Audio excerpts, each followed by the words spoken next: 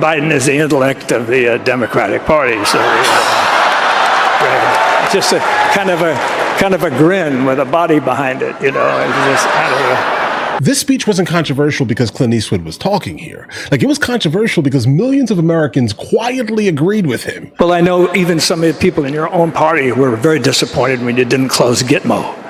And I thought, well, I think closing Gitmo, why close that? We've spent so much money on it. But I thought maybe it's an excuse. What do you mean, shut up? Okay. I thought it was just because somebody had a stupid idea of trying terrorists in downtown New York City. Maybe that was it. And guys, really quickly, the chair allegedly is supposed to be Obama. Heads up. I've got to hand it to you. I've got to give credit where credit's due. You did overrule that finally. And that's so. Now we're moving onward, and I know I know you were against the war in Iraq, and that's okay. But you thought the war in Afghanistan was okay. You know, I mean, you thought that was something that was worth doing. We didn't check with the Russians to see how they did there for the 10 years, but we did it, and there's a lot of mountains out there, guys. It was. You know, it's something to be thought about, and I think that that when we get to I think you mentioned something about having a target date for bringing everybody home, and you give that target date, and I think Mr. Romney asked the only sensible question, and he says, "Why are you giving the date out now? Why don't you just bring them home tomorrow morning?" That never made sense, guys. You're right. I thought, yeah. I'm not going to shut up. It's my turn. So anyway, we're going to have to have a little chat about that. And then I just wondered all these promises, and then I wondered about you know, when what do you want me to tell Romney? I can't tell him to do that. Can't do that to himself. You're crazy. You're absolutely crazy. Right. You're getting as bad as Biden.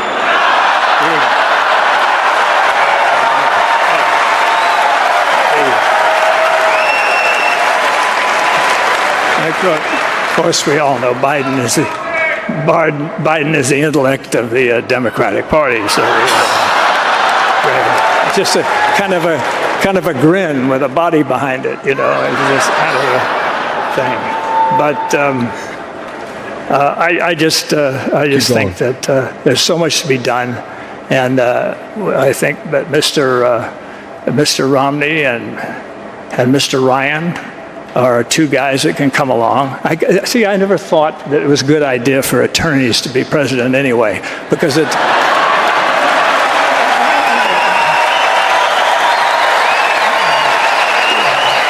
Yeah, I think attorneys are so busy. You know, they're always taught to argue everything and always weigh everything and weigh both sides, and they're always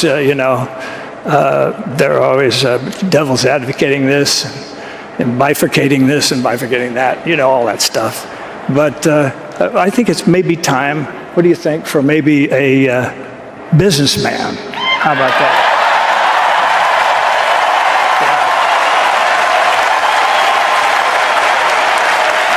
Yeah. A stellar businessman.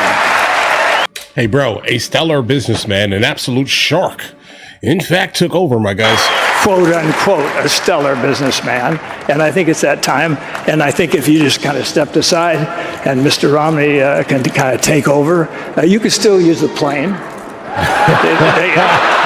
Though maybe a smaller one, not that big gas guzzler that you're driving around when you're going around to colleges and talking about student loans and stuff like that.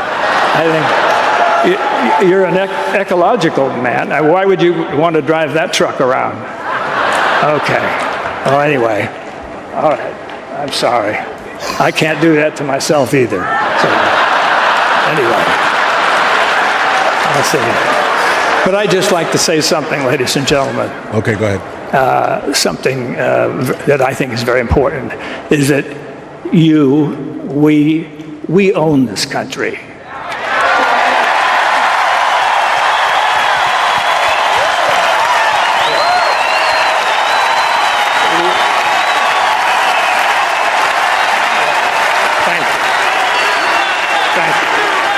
Yes, we own it.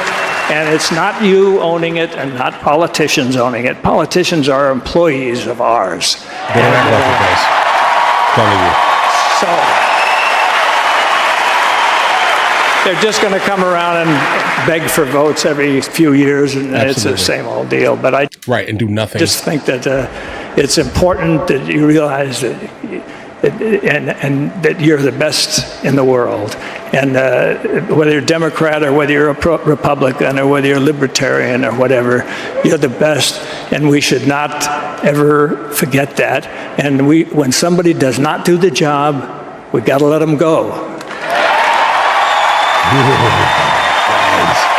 Guys. We encountered a real American here. Listen, someone that is willing to, in fact, hold a politician to the fire here. This is generally not something that you encounter in Hollywood, because I think the default is everyone in Hollywood, for the most part, is super lefty, right? Like, there are no people in the middle because Hollywood is lefty, right? So kind of by default, everyone basically dumps on California, calling it California, right? And why do they do this here? Because California represents almost nothing else but the left and like super echo chamber talking points. That's basically it here. And then to hear someone from the old school, okay, step up and start talking about what America basically for the most part once was, and he represents it because he comes from that era here, right? Notice how he points out Democrats, libertarians, and Republicans here. That is someone that is fully aware that we own this stuff. That is someone that fully understands that you are allowed to have a difference of opinion as long as your main motive is representing and backing and putting the United States of America in a position to basically prosper, all right? Not specifically jumping into a specific corner by saying, I'm on the right and that's it, guys. That's not really conducive. I'm on the left and that's it. That's not even conducive, bro. We need to all understand that the United States of America is basically made up of like a hodgepodge of ideologies, but all of these ideologies always need to come back to one thing, all right? Representing the United States of America in a way that is going to push her forward, all right? That's it here.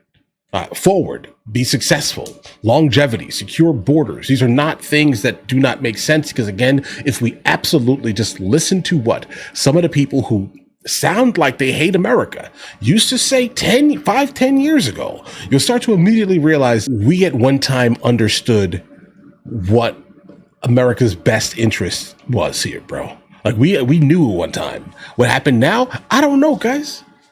So social media and algorithms, probably most probably, guys. That's generally the cause of nearly everything, because now people, get on the internet and they watch one video and then another similar video pops up here. If you are always seeing things that do nothing more than confirm your bias, maybe it's incredibly important to find someone who you deeply do not like when they speak, all right, and just watch more than 8 minutes of a video of them talking, specifically 8 minutes, okay? Do that, and then watch how your algorithm starts to kind of, right, stop being so echo chambered and biased, if that makes any sense here.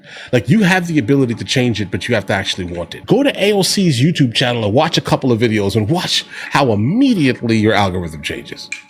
Just a thought here. People have conviction. I love the fact that people have lots and like heaps of conviction here, right? But the last thing I want anyone, and I mean anyone, to be is stuck in an echo chamber and being completely blind to what's actually happening on the other side of things. It is incredibly important that you can kind of see both sides for what they are and not get stuck, because the moment you get stuck, you basically become a slave to that echo chamber. You guys all have an absolutely amazing day. If you guys are new here, please like and subscribe. And in the meantime, guys, I'll go ahead and catch you guys later.